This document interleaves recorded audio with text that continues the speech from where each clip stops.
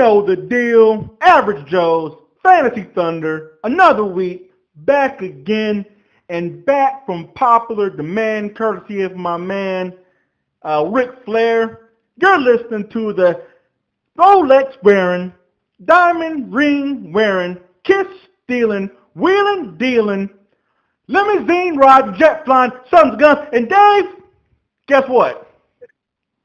I can't keep my gators down. Yeah, woo! Woo! I love it. Woo! I hope you. Quick shout out to the guy that posted the link on our last video. Yeah. It took you straight to the Ric Flair video. I went to it and it was great. I hope you guys. Yeah. I hope you guys followed that so you understand. But woo, I'm definitely pumped. You gotta check my man Ric Flair out. He's definitely a character, man, and I just love watching him on those interviews. Well, again, as per usual, folks, I want to thank you guys for being back with us here this week. Thank you guys for all the love we've been getting, and again, we worked very hard to bring you guys good content. I was telling Dave earlier before we got on the show, I'm a little tired, but we're here for the people. People's podcast. We're going to be here every week for you guys, bringing you information. Also want to thank those who are behind the scenes. Once again, getting the information out about the podcast. Continue to work hard and get us out there. Again, we appreciate you guys. And do like the video. It means the world to us. Like the video. Subscribe, please. Make a comment.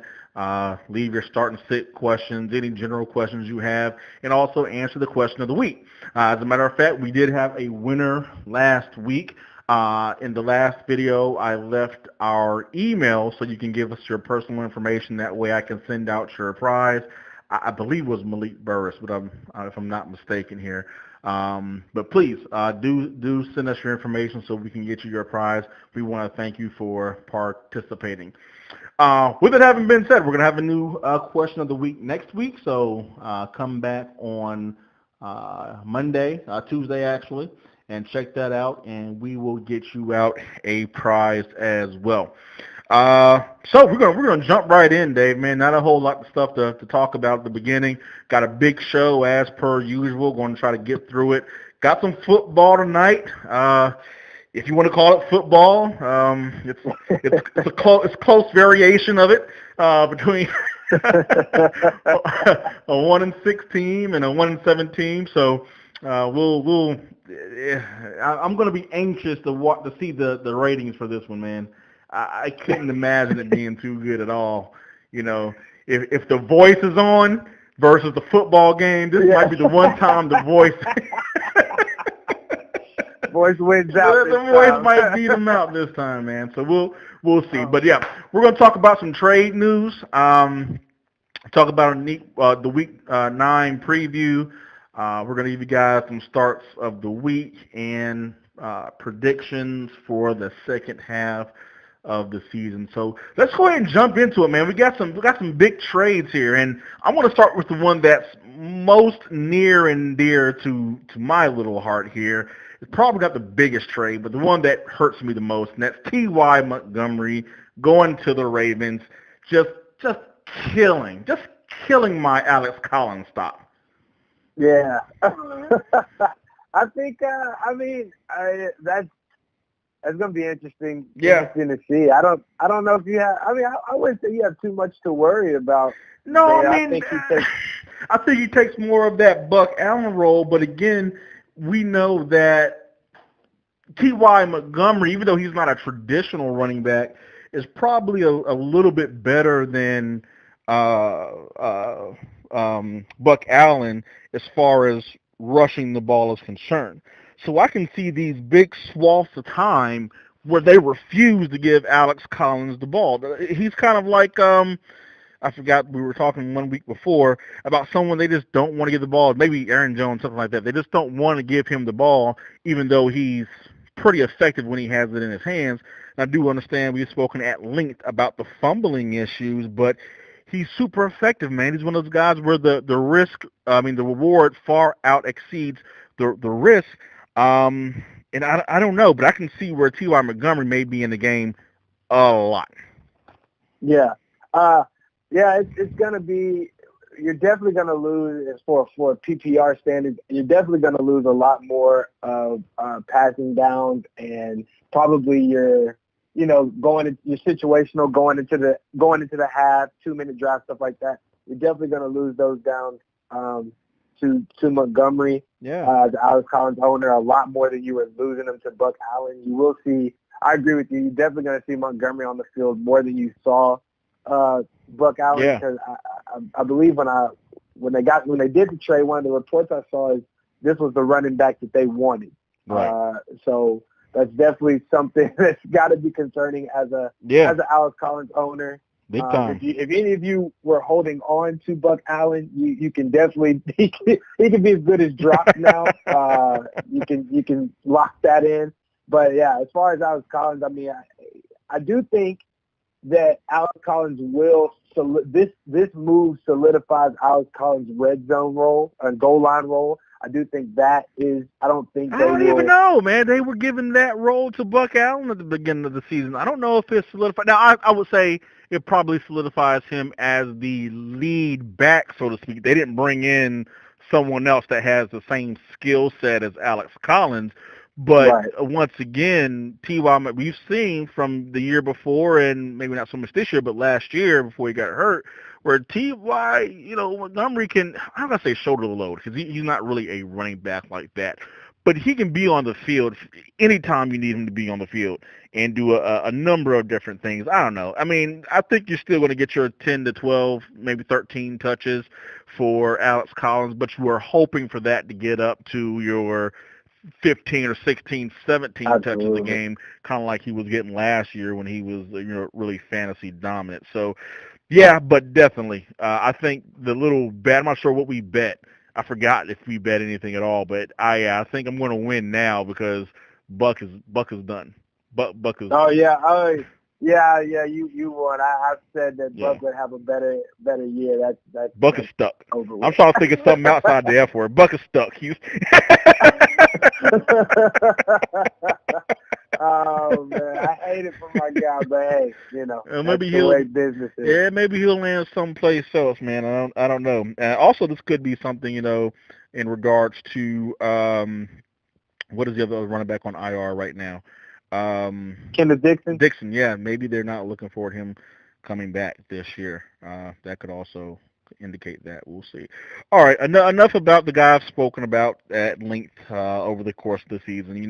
He's a sticky topic for me because if you guys don't know, I chose him over Mixon in one of my drafts just because I didn't like what I was seeing out of Mixon in the preseason, and Mixon is making me regret that decision almost every time we touch the field.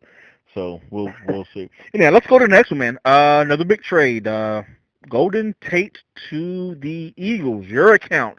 You guys are basically, you and the LA Rams there have turned into the New York Yankees of football. Maybe the Yankees and the Red Sox. Each one is buying as much as they possibly can to beat each other. What does Golden Tate do for your team? He's definitely going to open it up and give us another threat that's much needed as far as actual football. Taking a step away from fantasy just for a second, I think he's definitely going to open it up and give us, I don't want to say fill the Darren Sproles spot because he's not coming out of the backfield, but he is going to give us that guy that we can dump it off to, and he can become a runner. Well, he is a tough. This is my contention. Golden Tate is obviously a lot more effective out of the slot. You already have a pretty good slot receiver. Now, he's not having much of a great season since Alshon Jeffrey comes back. Aguilar has not been doing great, but we've seen him be great. What are they seeing out of Aguilar to now where they have someone who fills a very, very similar role? Or is Aguilar now going to the outside? What's happening on that end? That's what I'm thinking we're going to see. I'm thinking they're going to take the bye week and try to figure out what they just did. Yeah. I think what kind of happened in my head was, okay, we need a receiver. all right, Golden Tate is a really good, Yeah. dependable receiver. Let's get him. And then when he got in, Now Doug what? Peterson was kind of like, yeah, okay, we got him, but where does he fit? Because, just looking at it, especially for people that were looking, that have Golden Tate on your team, you just got from Golden Tate being basically, in my opinion, the number one or sub one option in Detroit. Right. He's now going to be at best number 3 because obviously Zach Ertz is your number 1 and then Alshon Jeffrey is your number 2. Yeah, and he's going to be catching the ball in a similar if they're putting him in a slot, which I couldn't imagine they don't, in a similar area where you would get from Zach Ertz. So not only, and again, that's hurting me on a couple of other teams where I have Zach Ertz because I think they're going to cannibalize each other a little bit, completely make Aguilar probably, I don't know, I'm going to say irrelevant, but they're and take stock win. I think from a real life football perspective, probably not a bad move. It's another weapon. I don't know if it's as effective as they're going to want him to be in that role because whatever, but still not a bad football move.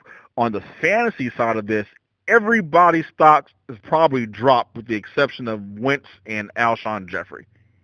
Absolutely. I couldn't have said it any better myself. You definitely see an upgrade for Wentz anytime a quarterback that's already doing well gets another weapon.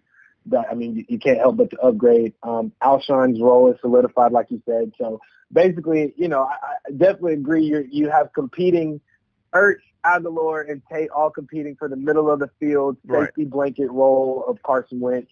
It'll just be interesting to see how much they use Tate as far as screen passes or, a little bit deeper down the field. It's going to, that's just going to be interesting. And then the red zone, that's been more of usually it's been an Ertz thing. Right. Lately we've seen Alshon getting a little more touches in the red zone. So that's going to be interesting to see if Tate takes any of that away from Ertz. It's like I couldn't have put it any better from an actual football stand. It was great. Fantasy, it kind of is unfortunate. Yeah. Okay.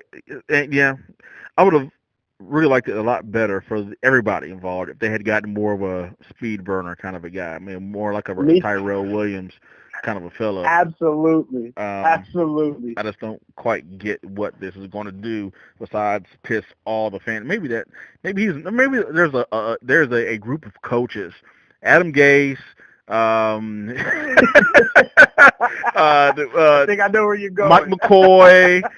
Just hate fantasy owners. And so you know what? We're going to do whatever we can. We're going to win some games at the same time. We're going to piss you guys off. Because, what do you see?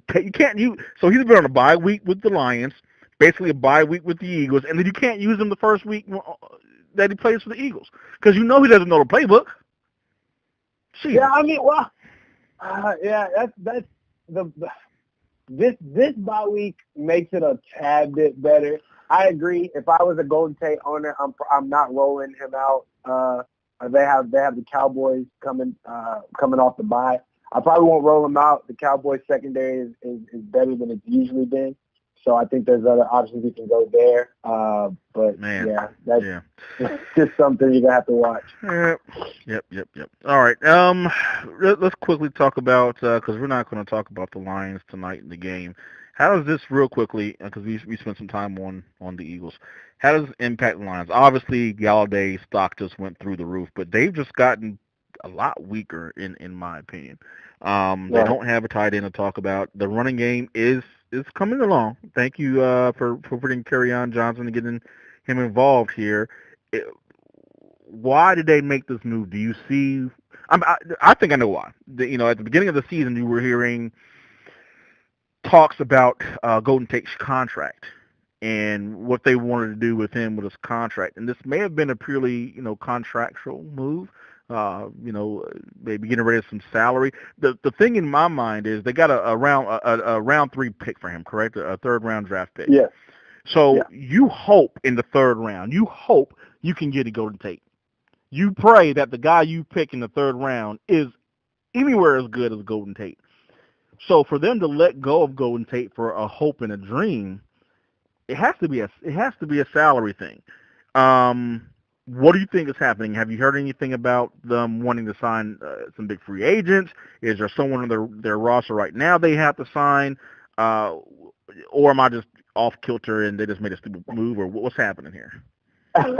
Yeah, I've been following more of Golden Tate and how if he's excited about coming and the Eagles situation of that. So I haven't really looked at the Lions in depth. I do know, Marvin Jones and Golladay, like you said, their stocks just went up. Yeah. And I don't know if they have plans for TJ Jones, if they've seen something in him that has gotten them excited. I will say this, though. I wonder if they ran this by Matthew Stafford before they decided to do this, because we all know Stafford loves Golden Tate, and now he's not there. So, I don't know if they just decided, hey, like you said, it looks like it is just a cap saver, something to just make sure that they're going to have, money moving forward. Golden Tate getting older in age for a receiver, and they just excited a slot with the guys receiver. I mean, all receivers in general, but especially a slot receiver where he's not relying purely on his speed. They can play into the 30s. I mean, look at Larry Fitzgerald. He might be in an extreme example, but 32, 33 is not over the hill for those kinds of receivers. That's more of a possession slot receiver kind of a guy. You got Jordy Nelson, who was filling that role for just a little bit for Oakland. I don't know. Okay, all right. It might just be we might see it might just be Patricia or the staff wanting to move away from, and this is clear, like high speculation, so this has no facts behind it. But with the LeGarrette Blount, the Kerryon Johnson coming on, the Theo Riddick, they still have Abdullah. It might be more of finding ways to get Blount, Johnson, Riddick, Abdullah, all of them on the field, and there just wasn't enough space. It could be a multitude of things. I don't think that's what it is. It's highly, like I said, a lot of speculation. This is just trade Abdullah. Let's trade Abdullah. I don't know. I'm not sure if he has. I'm not sure if he has a lot of talent.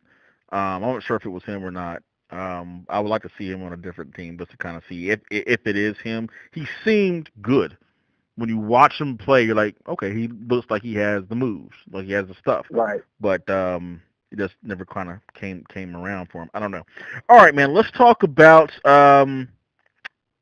DT Thomas to the Texans. They've had obviously some unfortunate injuries here with Will Fuller going down.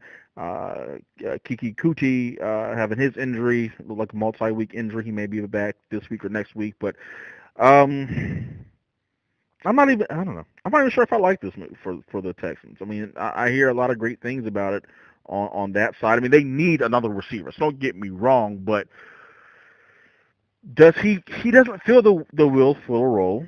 He's not that. Absolutely. He's probably not as good as Kiki Kuti at this point in time. When Kiki comes back full time, is DT the number 3? I mean, I don't know. What do you think about that? Yeah, this one was super interesting for me, and I had so many questions going in when it happened, because this went through before the Golden Tate trade went through, so I processed this one for a while. And I thought the exact same thing. You got a receiver that does not mirror or get anywhere close to the speed of Will Fuller or Kiki Kuti or Hopkins for that matter. Right. And what you saw a lot this year, last year, you have Hopkins and Fuller running these long routes, or one of them's running a route down the field and the other one's open underneath, or vice versa. So now you have Hopkins with all the speed because QT is out. And are we just going to see Hopkins taking on the Fuller role that's just running downfield, and we're going to dump to Thomas? And that's going to be our hope. And then that was one thought. I also looked red zone. We've been looking at Hopkins a lot. Now we've got this big-bodied receiver that doesn't have a lot of speed. Are we going to focus in on him in the red zone? And that takes away red zone. It's a lot of things that are going on. I think we're probably going to end up seeing, if he's healthy enough to do it. I don't know, maybe they'll lean on the running game a little bit more. may see Watson getting some more rushing yards here. We're not going to spend a lot of time on the Texans because we got to talk about them against the Right. Broncos here in just a minute. Kind of funny they're playing each other. For the Broncos, I think it's an awesome move. Let's not talk too much about what it does for the Broncos because we're going to talk about them in the game in a second. But I think it's a pretty good move. It gets Cortland Sutton out there, which everybody kind of already knew this guy was going to be the next man up. I thought it was going to be next year. Apparently, he's been doing good enough where it's this year. As a matter of fact, let's table that because I got some questions I need to ask you here about your thoughts once we jump into the game. All right, let's move on. A couple of defensive moves as well. Clinton Dix went to Washington from Green Bay. I'm actually going to great move, fantastic move. It is, and I'm going to draw a little line here because we're going to talk about Green Bay as well. And you got Fowler heading to the Rams. They're adding another, you ever seen Space Jam? Yeah. And when the Dream Team or the whatever team, Toon Team or whatever it's called, is playing the Monstars, the Monstars run out the locker room and there are these giants. They're 7 feet tall, all of them. You're like, oh my god. Right. That's what the Rams defensive line looks like. Yeah. What? Absolutely. Is going? And where are they getting all this money from? What is happening? How can they do this and no one else can do it? McVay or somebody over there is getting these guys to buy in. I don't know what it is. Definitely buying in. I mean, they're getting every free agent out there, and it's, man, wow. I mean, okay, so what does that obviously it does. Obviously, it bolsters their defense even more. He's a pass rusher. They I don't know if they needed one, but they, I guess, wanted another one. Perhaps this is a rotation kind of thing. They can start rotating defensive linemen in and out. I don't know, man. He gives them that speed rush off of the edge that they were you got to see. Won't get in. You got to see Aaron Donald being the D tackle going to the end. You got to see Sue being the D tackle going to the end. Now you have that speed rusher that's not just your run stopper, but he can get to the quarterback while you're still having to worry about the other two. And now they can have some fun and just line those three up anywhere on the D line, and you got to figure out how to block them. Yeah, so, should be a lot of fun watching quarterbacks run away from these guys. They were also in the Khalil Mack conversation. I don't think they could have given them exactly what, but I mean they were close. Where did they get this money from? Yeah, Todd Gurley got paid. Brandon Cooks got paid. Like, how are they coming up with this accounting? This is this shady accounting. This is the accounting that got Al Capone and everybody else thrown in jail, man. I don't. Somebody's gonna ask for this. I hope nothing comes out later because you're gonna be the blame for putting this out. Yeah, man, that's that shady accounting, but they got some money from someplace, man. I don't know. All right, yeah, man. So definitely, the Rams defense just got a little bit better. Glad I got them on one of my fantasy squads. Let's go ahead and jump into these games real quickly here, and let's talk about the aforementioned Texans and the Broncos. Kind of funny that they just made a trade and they play each other one game later. Now, at the beginning of the season, high expectations for Deshaun Watson. He's kind of coming off that high from that 5 or 4 game stretch from the year before, but hasn't quite been the same player. However, this last game, 5 touchdowns. However, now he loses Will Fuller and has to break in Thomas. What do you expect from Watson going forward here? I think this is going to be this might be his toughest test this season, and we'll learn a lot about Watson coming off of a I won't say a short week, but coming off of you lose your, like you said, you lose your star receiver. O-line's already banged up, or not banged up, but they're not very good. You got the new guy coming in, trying to figure out how to play with him in just a week, trying to figure out what he likes to do, get that under wraps, and you're missing QT, who's become, I hate to keep saying safety blanket, but he has become this guy over the middle. I'm going to dump it off to him, and he's going to fight for a couple yards. That's what a slot is. Exactly. So you now are, of course, you've had this, whoever's going to step up in QT's spot if QT doesn't get to play. You've been able to kind of get that repertoire with him, but with the Demaryius Thomas situation, it's going to be tough, and the Broncos defense doesn't make it any easier. Von Miller coming and screaming at you all game. These DBs that are great. I think the Broncos are getting Suede Cravens back this week, who's a fine linebacker / safety for them. So it's going to be a huge test for Watson. I think we'll learn a lot. If he comes out and plays decent, puts up pretty good stats, I think he's a guy you can trust moving forward. It's obviously, as far as trusting Thomas or anyone else, you have to see. And I also want to see this game. Lamar Miller's had 2 big games the past 2 weeks. Mm-hmm. And with the changes, do we see – I want to see if they're going to shy away from Watson this game, especially going against the Broncos, and feed more to Miller. It's going to be interesting. Yeah, actually, I was going to mention this, and we're going to talk about Miller here in a second. Tim Patrick could possibly be one of – we're not talking about any waiver wire pickups on this show, but he got his first career touchdown last week against the Chiefs, and he may be the next man up to kind of take some snaps there in Denver. Now they've gotten rid of Demaryius Thomas, so keep him on. Yeah, I wanted to ask you about that. That was actually a question I wanted to come at you with. So I was looking because I was trying to figure out who the next man up for the Broncos was, and I remember them, Tim Patrick getting a touchdown and them kind of talking about him. And I went to look at the stats. Tim Patrick has 6 targets. He has 3 catches on 6 targets for the season. Oh, yeah. Deshaun Hamilton has 4 targets, 3 catches. So who is the guy? Who do you think is coming up for them? It's very hard to call because we haven't seen enough of either one. I'm just going with the one who caught a touchdown. He caught a touchdown last game, which is a great, a good way to judge it. So perhaps he's the guy. We'll see, but there obviously has to be another guy there.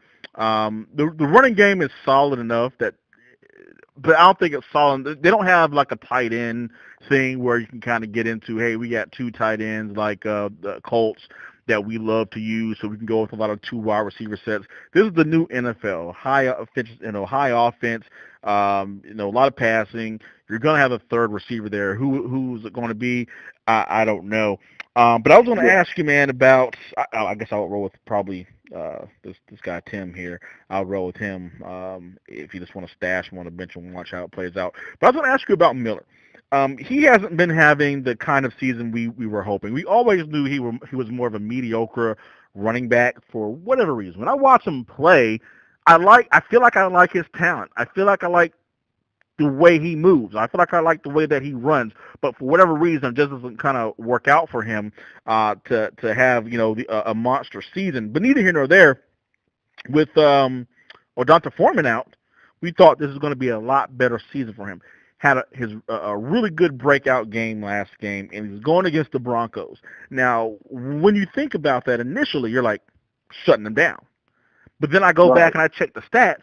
The Broncos have given up two, count them, 2 200-yard rushing games to running backs. Wow. 2 of them in this season. So that was Todd Gurley, and that was Crowell.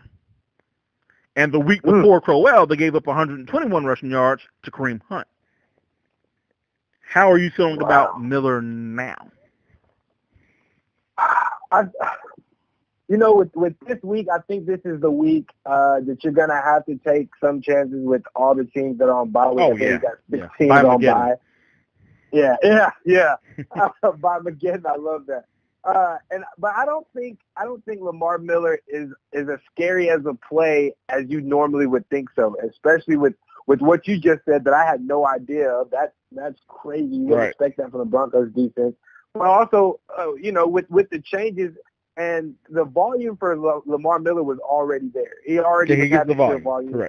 Right. And now I think not only will he still see his rushing touches, we might see an uptick in him catching the ball out of the backfield. I know Watson loves to hold the ball, look downfield, period. But he doesn't have that opportunity this week with QT possibly out and Fuller done.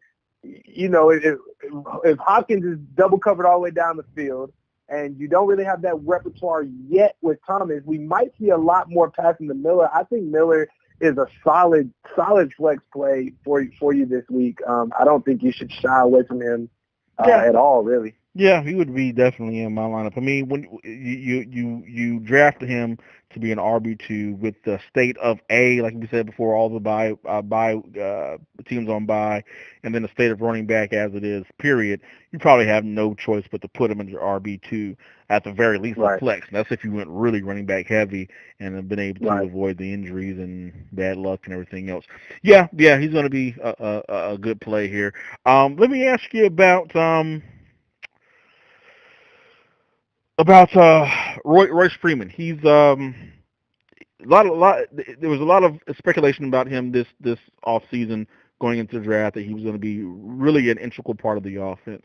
As a matter of fact, I seen him when Devontae Booker started to fall off at the end of the draft season, move up as high as round 4. And they just have not found. Now, of course, the last couple of weeks, I think this week as well, he's been out hurt. Do you see anything? Because Lindsey has shown he's the man. He can get it done. Is Royce Freeman now droppable? I can't. No, I wouldn't. I don't think so. I don't think he's droppable yet. If I'm dropping anybody from that backfield, I'm dropping Devontae Booker first. Of course, you have your concerns because Royce Freeman's been hurt, hasn't been put up any numbers. He did return to practice today. Not sure how he'll be. Yeah. Not sure how he'll be for Sunday, but he did practice today. But you saw before he got the high ankle sprain, he had, I think it was 2 games in a row that he did score a touchdown. The yards aren't there. Right. He's not really being used in the passing game, but the Broncos have shown that they're willing to put him in and give him the ball as they get closer to the red zone, which is what Philip Lindsay has been doing by himself while Royce has been out. Right. So I do think you can still expect the touchdown a game and get a solid game out of him. So that's the only reason that he's not droppable for me quite yet. I hate to be selfish, but I hope he's out another week. We want him to get, let me say it a different way. We want him to get fully healthy. And in the meantime, Philip Lindsay can continue to go off because I need a big I agree. Absolutely. Get healthy, young fella. Yeah, get healthy. I guess that's the better way to say that. So let's talk about the Sutton situation again. We kind of touched on it, but we didn't get into him specifically. What do you expect for him in his first game as now the man? For great production. I'm expecting, especially against the Texans. The Texans' rush is great. Their secondary is not nearly as close as their rushing attack is. You can expect. I mean, we were already seeing Sutton get touchdowns when Demaryius was there. I think Sutton's definitely a guy. I went and picked him up as soon as the news broke. Actually, I picked him up a week earlier in hopes of one of Sanders or Thomas getting traded. Neither here nor there. He's a guy I think you can definitely roll with rest of the season. I like him a lot rest of the season. I think he will develop into a solid wide receiver or a solid flex play with wide receiver 2 upside. I think in that offense, they're going to continue to throw the ball. They're going to, you know what I'm saying? They're going to continue to be not high-powered. We know where our high-powered offenses are, but they're going to be in games where they're not going to be running the clock out or anything like that. And Courtland Sutton's going to be on the field as much as Emmanuel, as much as the next guy. And I expect a lot out of Sutton. This very first game, I still, usually I say it's their first game. I don't know. I think this first game can be solid for him though. Well, he's going to be, and I'm making speculations here. He's going to be stepping into a new role. I expect a letdown this first game because it's going to be the first game without Demaryius Thomas. Once again, the run game isn't quite as strong without. Again, Royce Freeman is. We're talking about football fantasy versus real life. He's been valuable real life. Fantasy, not so much. Now, I think perhaps some of these real life implications bleed over to the fantasy here with Sutton for the first couple of games. I also think, this is my personal opinion, that now Sanders takes a bit of a hit. And that's not wishful thinking about our trade, but I think that having that possession receiver like Demaryius Thomas freed Sanders up to kind of, now he's still going to be fine. I don't think he's going to fall off the face of the earth here, but he was scoring 30, 25 points a game. Well, why is that? Because we got so much else to worry about. We have to worry about Demaryius Thomas. We have to worry about Courtland Sutton. Now we have to worry about Philip Lindsay. Well, now you don't have to worry about the Demaryius Thomas anymore. And, don't get me wrong, I'm sure Tim White or whatever his name is just fine, but the reason that he was fourth on the depth chart is because he wasn't quite as good. So now defense can make that adjustment. Now that, again, is just, speculation. Once again, he can have a fine game, but you take a weapon out, an established weapon in that particular offense that knows that offense inside and out, like Demaryius Thomas, and there has to be, you would think, there has to be a little bit of fall off. I mean, you can call them old and slow if you want to, but Dallas's offense, to me, was much better when they had, oh, man. Gosh, I'm forgetting the name. Folks, forgive me. I have senior moments every now and again. I'm horrible with names. What is the wide receiver's name? That can't get a job. Dez Bryant. Their offense is much better. Call them slow and old and over the hill and washed up if you want to, but they moved the ball a lot better because they had that weapon there. DT's gone. So I'm going to be very interested to see how this affects both Sanders and Sutton. All right, let's go ahead and move on to the Chargers and Seattle. Gordon's questionable for this game. I hope he's good to go. I'm praying. He's in my prayers at night. Gordon, Melvin, I'm praying for you, bro. I want you healthy, of course. But I don't want this to be a Royce Freeman situation like you stay out an extra week to be healthy. Like, I need you healthy now because he was taking me to my fantasy championship in the league that I'm in, one of the leagues I'm in with you. I think he practiced limited here today. Did you see that or no? Yes. He practiced limited yesterday and practiced again today, still limited. No inclination of what his outlook is for Sunday, but the fact that he is logging practices is definitely positive. Right. So when he's out, the running game is not quite as effective, and I'm actually, to an extent, kind of glad that he at least had one game out here. And the reason being is because I've always been talking up Austin Eckler. I said, if you just give the guy the ball, he runs for 10 yards to carry. And everybody else seen the same exact thing that I seen before Melvin Gordon went out. So there's always going to be that question to people, who's actually the better running back here? Who's the guy that should be getting the majority of the carries? And with Melvin being out 1 week, you got to see Austin Eckler take over. He looked fine, but nowhere near as efficient. He's one of those guys where he benefits if he gets that 8 touches a game kind of a thing. That's his role. That's where he's going to thrive in. He's not going to thrive in taking 16, 17 carries a game, likely. Now, we're making a lot of speculation off of one game, but that's what we have to do here in fantasy. So knowing that he's not the man and Melvin is the guy they need there, that made me very happy, but I need him back this week. But if he's not, Philip Rivers has to be a top play this week, right? Oh, yeah.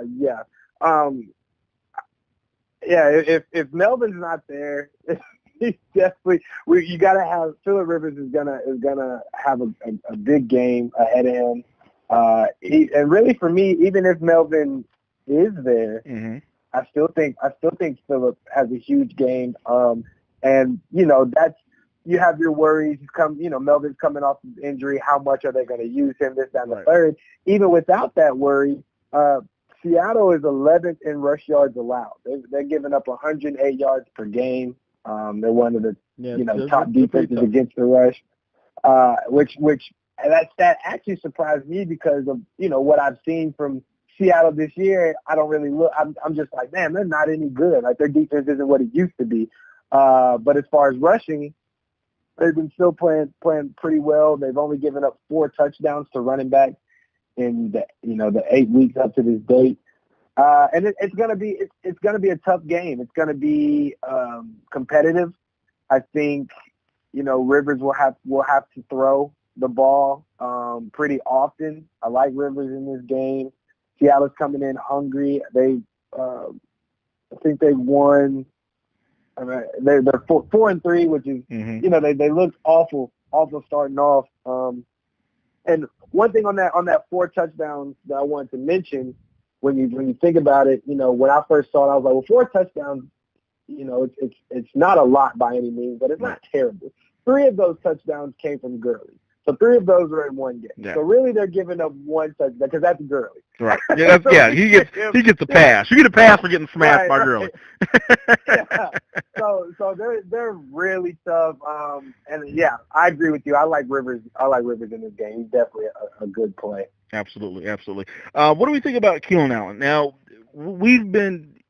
last year he pulled kind of a similar kind of a deal where the first part of his year wasn't so great, and then next thing you know, he's putting up like 170 yards a game kind of a thing last few games of the season. Do you think he's going to turn it back on? And he hasn't had that bad of a year. If you're looking at PPR, and I am, and now I'm a lot more interested in him because I just made a trade for him. Week 1, 25 points. Week 2, 12 points. Week 3, bad game, 5 points. Week 4, 13. Week 5, 17. Week 6, 14. Week 7, 12. And then the bye. Don't get me wrong. That's not what you drafted him in the late first round, early second round to do, but he's not killing you. There's a lack of touchdowns here. He only has 1 touchdown on the season. Sounds like Julio Jones. Well, better than Julio Jones. But but he's not killing you. But do you expect his production to go up any second half of the season, or is it still just going to be back to the Melvin show? I do. I expect Keenan to turn it back on. He's one of those guys. I don't think anybody can just hold him back. The only thing that holds Keenan back is injuries, and he looks pretty good this year as far as health wise. I think we got to see this little emergence of Tyrell Williams, which I've personally been a believer in Tyrell Williams for a couple of years now. I liked him last year when he really wasn't doing anything. I still like him. I was just hoping for him to come on, but I'm actually on the other side of that right now. I think these past 2 games that we've seen from Tyrell having an explosion, which has been great for him and whoever decided to take a flyer on him. But I don't expect that to continue. I think Keenan Allen's talent is just too much to overcome. I will say I did notice, and it's something that is obvious. Defenses are keying in on Keenan. You got to see a little bit of frustration from him. Yeah, if you watch the Titans game. Yeah, he was. Well, I think he was mad because he was wide open. Right, and he was completely open. The only thing that broke down was that Phillip looked there first, wasn't open at the split second, and then kind of got rushed out of the pocket. Didn't have the time to get there. Whatever the case may be. Well, he threw the ball to Mike Williams, and there was a pass interference call, I do believe, in the end zone, and guess what happens next? But Keenan Allen, he was wide open. The reason why I think he's going to have a good squeaky wheel gets the attention. Right. Yeah. Okay. Keenan Allen's gonna give you, in my opinion, what you drafted him for. I don't think he's one of those guys that anybody should be worried about. Right. Him and Phillip Rivers are gonna have that connection. I think he'll be just fine. Yeah. And it may not be the same season last year where he ended up. I think he ended up wide receiver 4 or something like that last season. He may not be that high, but again, he's not killing your season. I'm really happy with the trade. By the way, that trade that I made, folks, was Michael Thomas, who's having a great season of his own, for Keenan Allen and and Chris Carson. Now that I'm looking at Keelan Allen's numbers a little deeper, I'm not sure why the guy. Now I did give him Corey Clement, but at this point in time, that's almost a throwaway. So let's just call it Michael Thomas for Keelan Allen and Chris Carson. I don't know what this dude is smoking. Absolutely. I don't know how. I didn't think I didn't think he was going to accept the trade. I was like, I'm just going to throw this out here as a starting place because he wants Michael Thomas. Let me just throw this out as a start, and trade accepted. So I'm trying to get the commissioner to push it through. So. Yeah. Nobody goes back and tries to veto it. We'll see how it goes. Now, another guy we got to talk about here real quickly, and we're you know how we do. We run our mouths and we start going about an hour and 15 minutes. Let's talk about Mike Williams, another guy with a lot of talent and a lot of expectation. Had a couple of decent games at the beginning of the season and now fell off the face of the earth. Do you see anything for him rest of the season?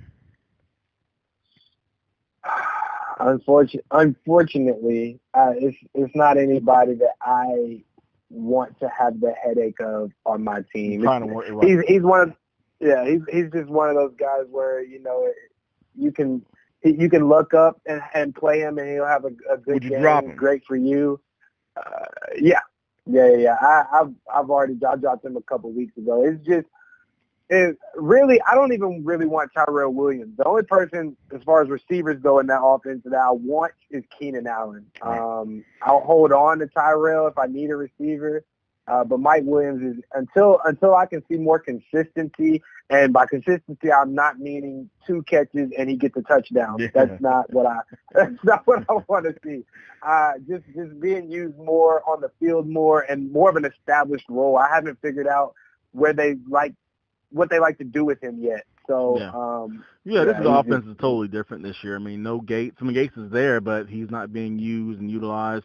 I know they were really hoping for Hunter Henry, but even still, Gates knows the offense. You would think he'll be able, even if he's a step slower, I think he'll be able to come in and give some help there. He hasn't been there.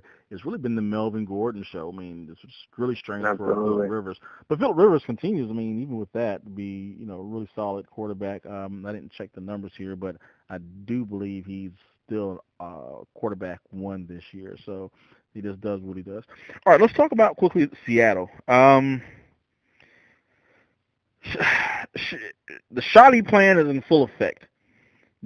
I call it the run Forrest run. Like he is running, and that's it. Anytime you see him, he's running. It's the 3rd and 8. Let's run it. We're down by 30 points. Let's run it.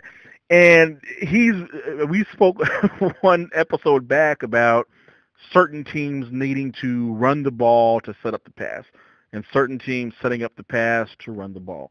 This is a prime example of a team, not a great team by any stretch of the imagination, not at all, but using their run game, which we didn't even think was going to be a strength, using their run game to set up the pass. I do think, and I think you'll agree with me, that likely this is going to continue. They're going to continue to pound the ball. The question is going to be, can Russell Wilson continue to be as effective? I'm not talking about him personally. I'm talking about his talent. I'm just talking about the passing game as a whole. Be as efficient as it's been. He's throwing 3 touchdowns a game off of 17 passes. Off of 20 passes. Yeah, that's crazy when you think about it. If I'd like to say he could keep it up. I don't think so. I think that he will have to throw the ball more than that as it goes on and they get to some tougher defenses, especially some tougher run defenses. But as long as these guys are running hard and they can keep the defense on their toes, I can't get too into it yet because of our segment later with our bold prediction. I have a very bold prediction. Okay. I'm ready to hear it. yeah. So I don't want to talk it too much, but I think I don't think he'll be able to continue with 3 touchdowns for 20 passes. He's gonna have to throw a little bit more. Absolutely. Let's do this in 15 seconds. Doug Baldwin. Doug Baldwin. Do I like him? Or anything. What do you think? What are we going to do with Doug Baldwin? This has been... Yeah, I don't want... It's another guy. Headache. That's me personally, plain and simple. Don't want him. He's too much of a headache for me. Yeah, I mean, but you have to think that he comes on. I mean, he's had 1,000-yard season. That's a 1,000-yard season. I thought he was always being drafted a little bit too high. As a matter of fact, before the season started, I was in one of the fantasy chat rooms, and I put the stats up for two receivers. I put up Golden Tate, and I put up Doug Baldwin, and the stats look pretty, with the exception of Doug Baldwin catching a few more touchdowns, pretty identical. And you could get Golden Tate 2 or 3 rounds later. And, I know Doug's hurt and all the rest of that great stuff, but you think he has to come on a little bit. I'm still willing to give him a couple of more games. Unfortunately, he goes up against the Rams here in Week 10.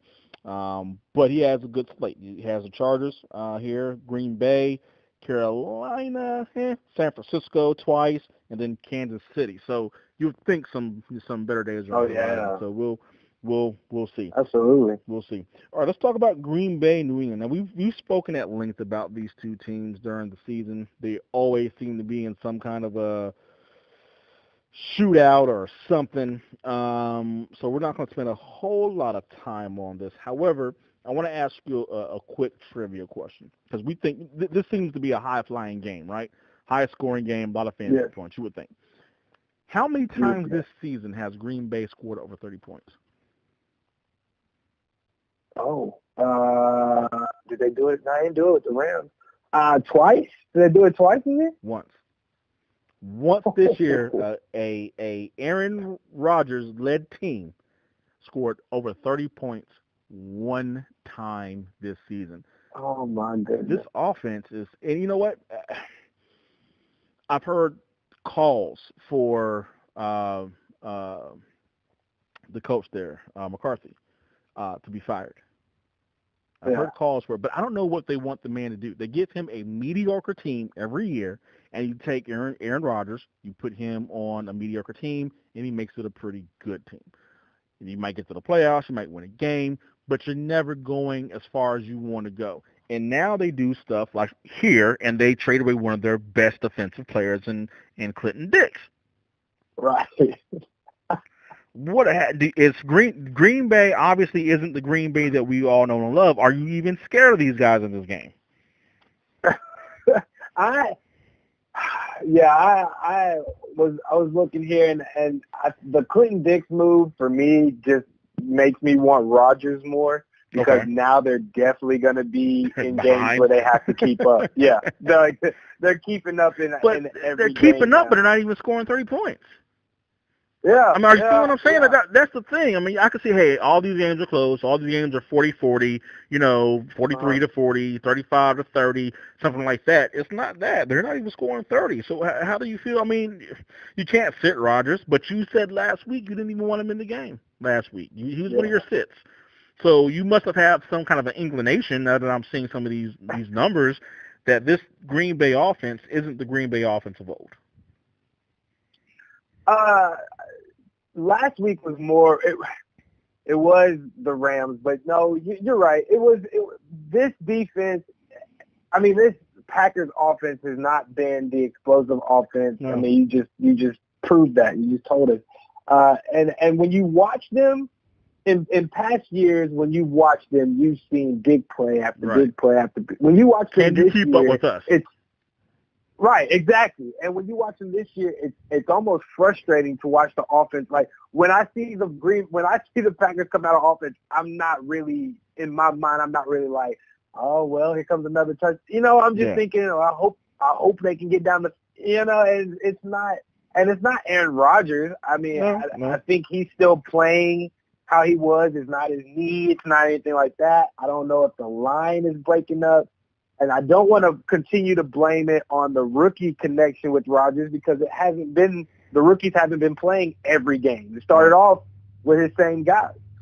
So it's just not, you heard a couple things earlier in the year, Rodgers being upset with McCarthy's play calling. And the play calling in Green Bay. He didn't like it. It didn't seem like the play calling was aggressive enough or putting them in chances to win the game.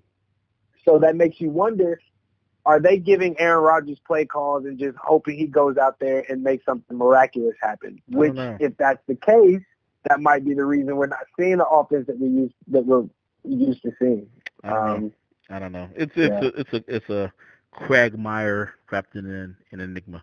I don't know right now. It's kind of strange to see Aaron Rodgers not putting up 30 points a game.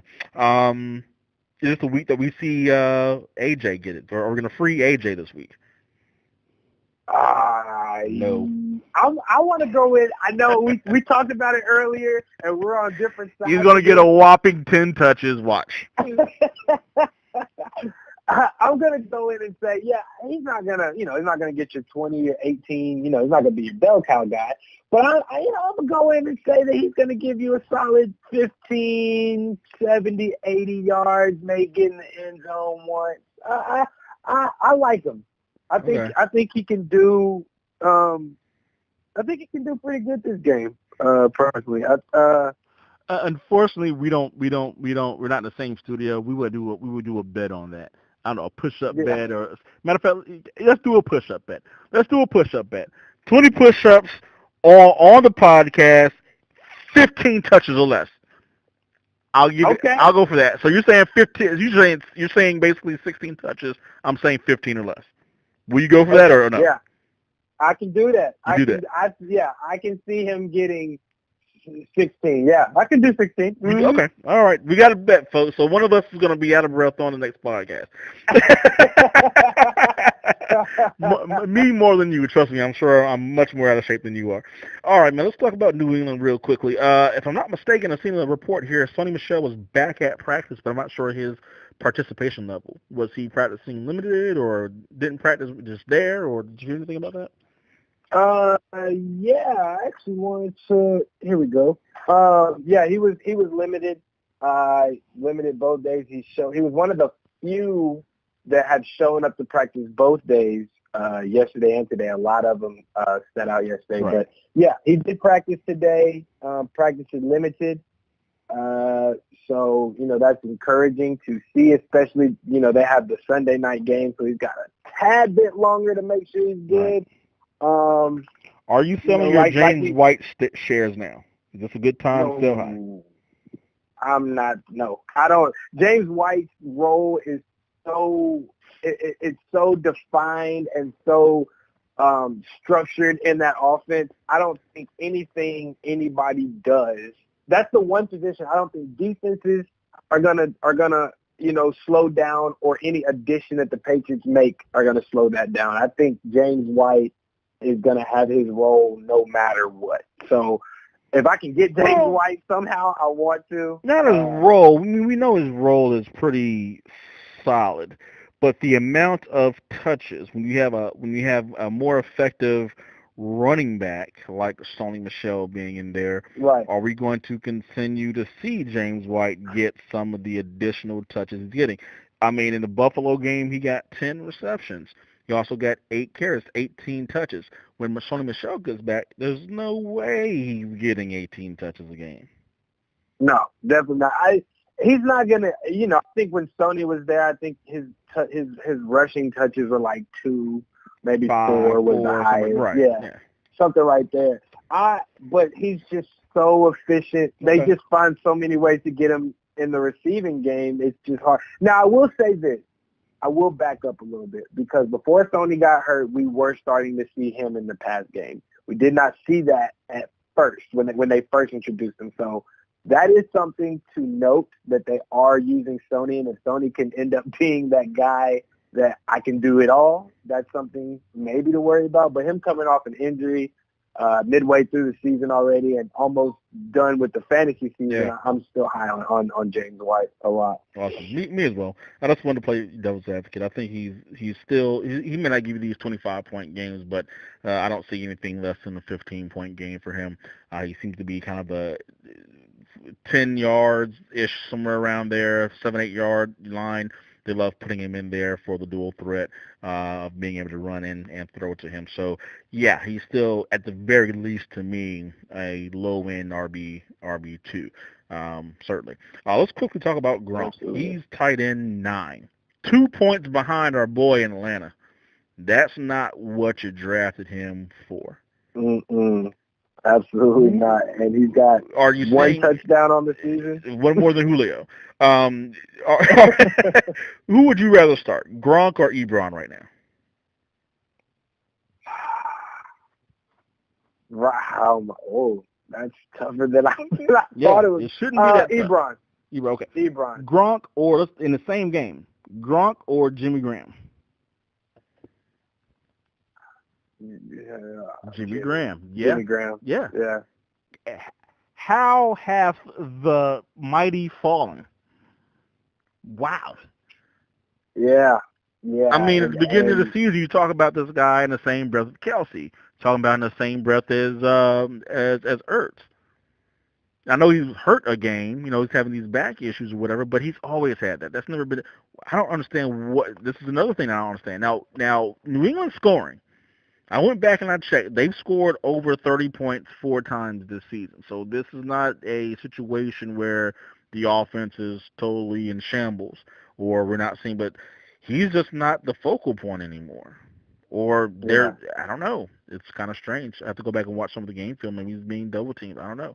But he's not the guy. A lot of this production is going to James White, and Edelman's looked good. Some additional passes, obviously, to Gordon. So I don't know. I'm not sure if Gronk is. If you have 2 options like Ebron or Gronk, which that's a possibility because Ebron was not drafted early, or Ebron or Austin Hooper.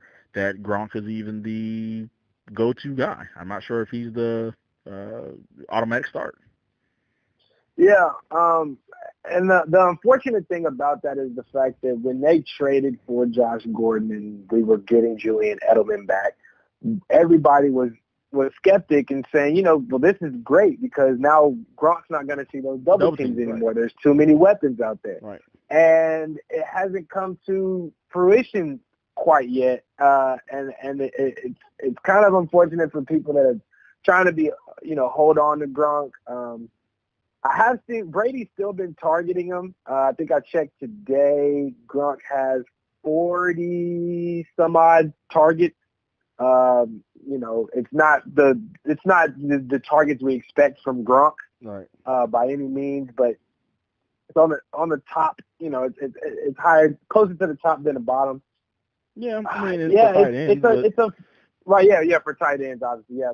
But yeah, when you drafted Gronk, you were expecting him by like now wide receiver. That's what you're drafting him as. Right, yeah. By now, you were expecting way more touches. Yeah. Yeah, it's unfortunate to see. And I know watching last game, they threw one pass to Gronk that was it was kind of on the side, and it was just like Gronk was a little too slow to get the ball. I don't know. I don't know if these pains are ailing him a little bit more than they were last year. It's hard to call. It's unfortunate to see as well. Absolutely. Let's go ahead and talk about the Monday night game, Texans and the Cowboys. We're going to run straight through this real quick because I know we want to get to the TV to watch 49ers and the Oakland Raiders. We can't be late for that. Right. So. Right. Real quick. Real fast. Gronk. Talking about Gronk. Gronk did not practice today. He set out limited yesterday during the walkthrough. Did not practice today. Don't know. Something else to look at. Yeah. But go ahead. Absolutely. So both teams, Titans and Cowboys, both coming off a bye. Both are fairly mediocre, but also both have decent defenses. I checked the last several weeks, 3 or 4 weeks. Neither team has given up over 25 points. So the defenses are solid. Dallas did have that one outburst, but I could see this being a slow, dull, boring game. Yeah. What do you see from this?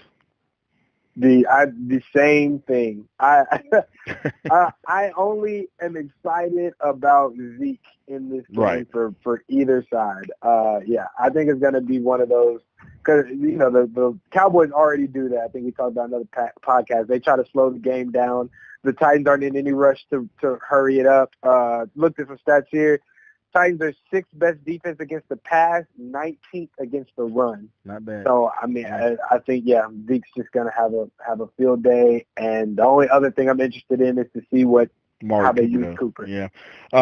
He did have a bye week to kind of get some things down, and perhaps we'll see. I'm more interested in seeing what happens with Dak. Does he kind of revert back to? I won't say revert because revert indicates something negative. Does he go back to being the Dak of we've seen the last couple of years? Super efficient throwing the ball, and a guy that's going to run for that 40 or 50 yards per game, kind of like we've seen when they put that 40-point outburst on the Jags. Or are they? Because I think one of the issues has been he's tried to be that purely pocket quarterback, and he's diminishing his fantasy value and even real life value when he's not putting that dual threat into effect. Do you think we see more running out of Dak, or we're gonna? How do you feel about that in this game? I hope so. I think that's a part of his game that's not being used correctly. I think it's exactly what you said with the offensive coordinator there has just been trying to put him in the pocket, and I don't know if he's trying to make Dak prove that he can throw the ball or what, but I think if you've got a guy back there with dual threat, it should be used that way. And you see that when he's moving around and getting out of the pocket and sliding and getting down, the offense just looks better. So I hope so. All right. Good deal. Enough of that game. Let's go ahead and talk about our starts of the week. I'll let you start it off here. I think I sniped you one time last week, so I'll let you get the first crack. We're going to go through the running back, quarterback, wide receiver, tight end, defense, and then our sit of the week. So who's your quarterback, man? Yeah, so my quarterback was actually Derek Carr at first, but since they're playing tonight, I thought I'd move on from that one. I want to mention that. My start of the week is Jared Goff. Okay. Going against the Saints. That's the second time you must be a golf guy. That's the second time you've mentioned him as your start of the week. Yeah, and unfortunately, I only have him on one of my teams, unfortunately. But 28 Saints are 28th against the pass. They have the number one rushing defense, which surprised me. It's not going to stop Gurley by any means, but I do think that they will throw the ball more. And another great thing, Cooper Kupp is expected to be back Sunday. The coaches have said it. They said he's been looking good. That's going to add to Jared Goff's weapons, and so I think he's in for a good game. Absolutely. I was actually going to say Derek Carr myself, but then I started thinking. I said I can see this one game. This is it, because this is probably it for the Niners. This one, because they've already played Cardinals twice and lost twice. This is the game they can win. I can see them coming out and giving a valiant effort this evening. They can beat Oakland. And I can see them, because they have periods of time during the game where the 49ers play pretty decent defense. I think they're going to shut Carr down. So he's not my start of the week. He was on the precipice of my start of the week, but I left him out. My start of the week is Russell Wilson. Again, like I said before, they have done an excellent job of running to set up the pass. I don't think that's going to stop. And with the talent that Russell has, he has been taking full advantage of it. And I think we're going to continue to see him shine this week. So he's my start of the week against the Chargers, who we would expect to be able to put up some points, and there may be some scoring in this game. Absolutely. All right, so I'll go up my running back here. I have two real quickly. I'm not going to talk about them a whole lot, but I am going with Chris Carson. Let's say the same team. Chris Carson. The Chargers are not that great against the run. Again, Seahawks run the ball, set up the pass. I expect him to get another 25 touches. He's getting serious volume. And then, obviously, Phillip Lindsay without Freeman being there. Definitely. Yeah, I like both. I like the Chris Carson a lot for that run first offense. I think he'll be phenomenal, and Phillip Lindsay will continue to do what he's doing. If I like Latavius Murray, and that's even if Cook plays, I don't think he'll play 100%. Yeah. Obviously, I like him a lot more if Cook is sitting. But Detroit's given up more than 100 yards in 5 out of the 7 games this year to running backs. Yeah. They've also given up 5 touchdowns to running backs. 4 of those touchdowns have come in the past 3 games, and they've given up 20-plus fantasy points to running backs all season. I don't know if I need to give you more stats, but I think that's all the reason to start a running back against Detroit. Absolutely. So yeah, I'm going. I'm going. And I was thinking about Detroit myself today when I was looking at this segment, and I was like, the one running back they kept down was Kenyon Drake. They gave him like 3 points. Yeah. It would just be funny if he totally falls flat on his face because you said he was the start of the week. Because I made Drake was my I believe he's my start of the week that week, so we'll see. All right, who's your wide receiver? You get to go first. Yeah, Jarvis Landry. Oh wow. I like him a lot against the Chiefs for obvious reasons. Chiefs are 30th against the pass, which we've talked about that on podcast. One thing that's very interesting to me, Adam Thielen is number 1 in targets in the league. Oh, yeah. Jarvis Landry is number 2. He's behind Thielen by 1 target. I'm not sure if it's bad passes or what, but absolutely right. And so, off sheer volume alone, I love him, and I think this is a great opportunity for him to excel, hopefully, on those targets that he's going to get against a terrible pass defense. Absolutely, yeah. I like Jarvis Landry. So let me tell you something that I was offered today. I didn't take it. Jarvis Landry, I didn't take it. It may still be on the table. I'm going to think about it. Jarvis Landry, Aaron Jones, number 1 draft Dynasty League, number 1 draft pick next year for David Johnson. Oh. Can I tell you what I think? Yeah, it's a good deal. I would have.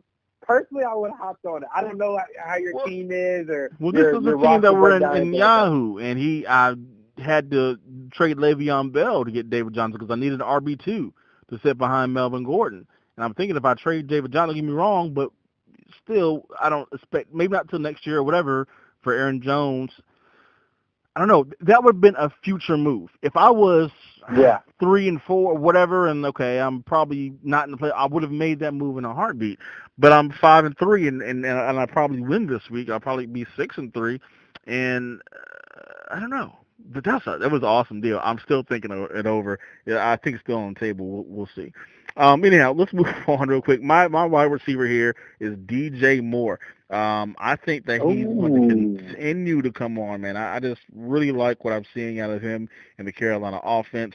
I think he's going to continue to see still more and more work away from Funchess there. They're playing against the Buccaneers, which, as you know, have a horrible pass defense. They got Fitzpatrick back there throwing 50-yard bombs, so they're going to probably score quickly and get the ball right back to Carolina.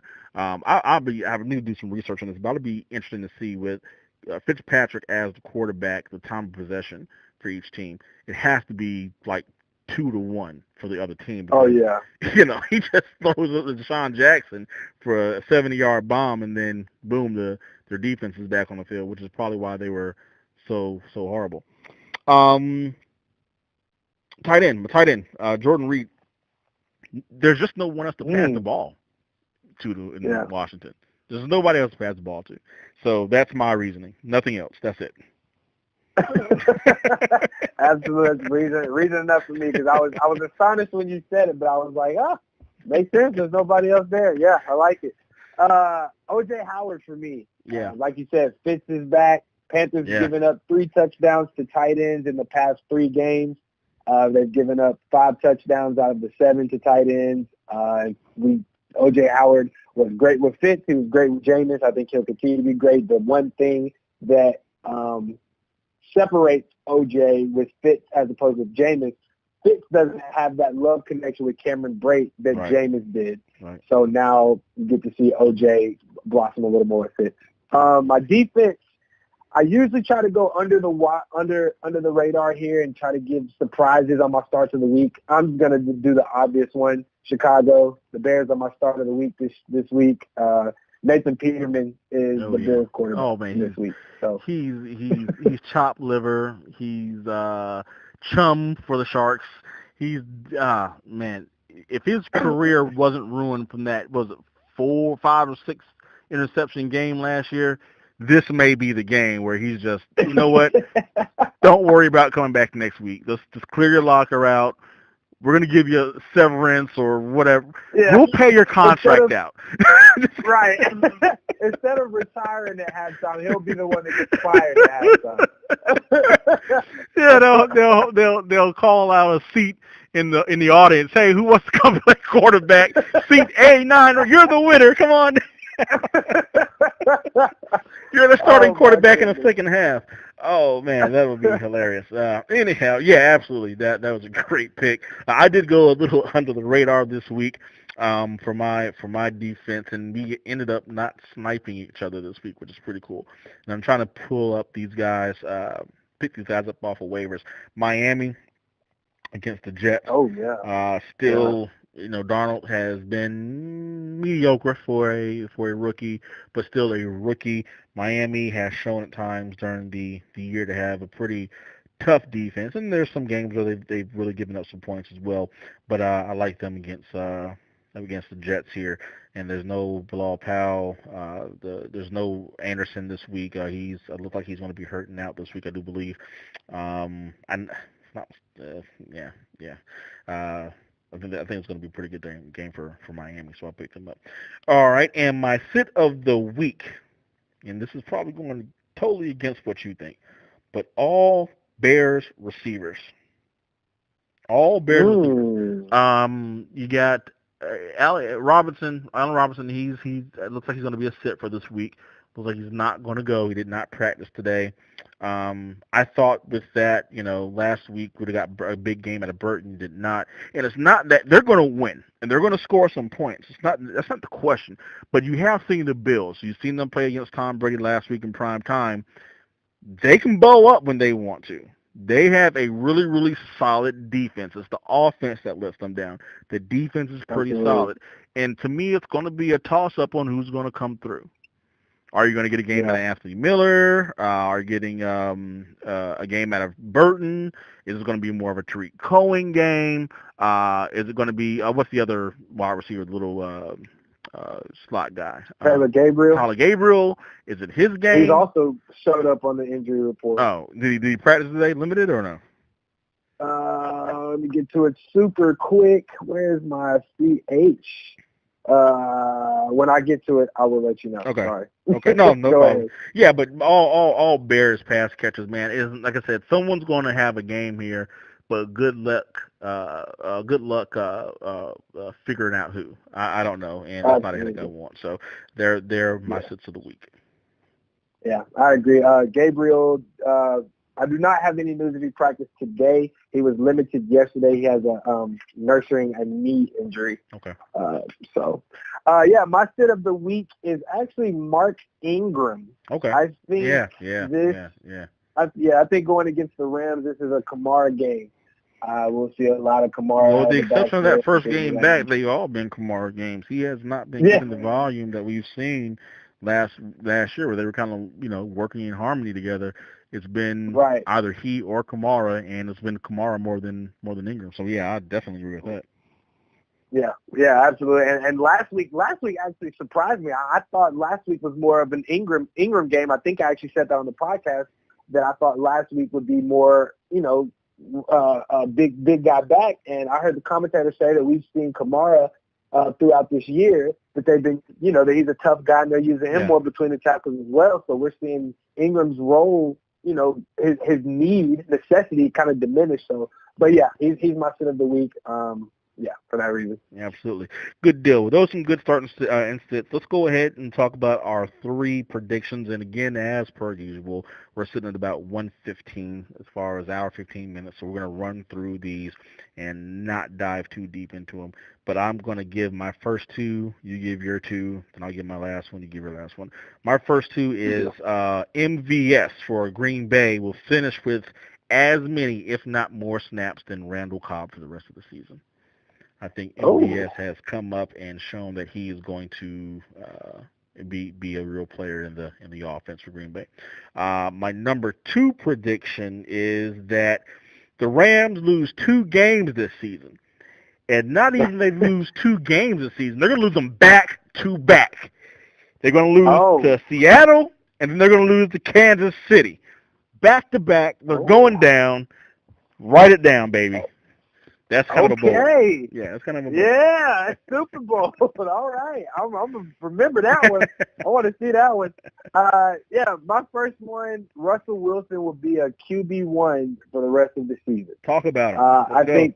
I think he's going to give you quarterback one numbers for the rest of these games, and it's going to be great. I think the offense is going to start clicking. He's actually one of the safest quarterback decisions or safest quarterback plays for me right now. Absolutely. So, yeah. Number 2, Jordan Howard will be a RB1 this week. And not because of the bye weeks or anything like that, but he'll be an RB1 against the Bills, who are 15th against the run. And it's going based off of what you just said about loving no Bears receivers. I think we'll run the ball more, and it won't be, Tariq Cohen hasn't been getting much volume running it. He's been catching it, so I think Jordan Howard will get a lot of volume. Absolutely. What about rest of the season? RB? I'm not ready to go there yet with Jordan. He's been too inconsistent for me. I was trying to think of a rest of season stat to give. I was like, I'm not confident. Not going there, so I can't. Not going there. Yeah, you can't say don't draft AB and then give him. Yeah, that might have been too much for the people. I'm just messing with you. All right, let's go. My last one is MVP voting. We'll end up Todd Gurley. Mahomes, number 2. Number 3 might be a dark horse here, Cam Newton. No. Okay. All right, then. Yep. I like it. That's my number 3. What do you got? Yeah, my third one, speaking of Antonio Brown, John Brown will have more fantasy points than AB this week. We're ending the podcast. I'm done. I can't do this anymore, folks. I'm sorry. Hey, I want you guys to know really, really quick, super quick. There's been twice on here I've gotten stuff that's been right. My first time I said John Brown will have more fantasy points than Michael Thomas when they played each other, and he did. Yeah, 26. I think Michael Thomas had 17. Then I said the whole Aaron Rodgers thing, which we can go either way. Aaron Rodgers had, I think, 17, 18 points. Wasn't terrible. So this is number 3, and I'm standing behind it. I think John Brown, I don't think will have Hayden following him around. And also, are you talking about this Baltimore, week, or are you talking about rest? Oh yeah, no, yeah. I'm just talking about this week. Okay. Now we're okay. I thought you were talking about rest of season. I'm like, okay, this is nuts. This is going too far. No. My apologies. This game coming up. Okay. I think John Brown has more fantasy points than AB. That can definitely happen. All right, guys. Well, it's been a fun evening. We went a little bit long, but thank you so much for sticking with us. Go ahead. Just real quick, a couple of just notable injuries. Alex Collins did not practice today. He's dealing with ankle foot injury. Yeah, he was limited yesterday, didn't practice today. And then Stefon Diggs did not practice yesterday, and he expects to play. That's what he said. He expects to play Sunday, but he also didn't practice today.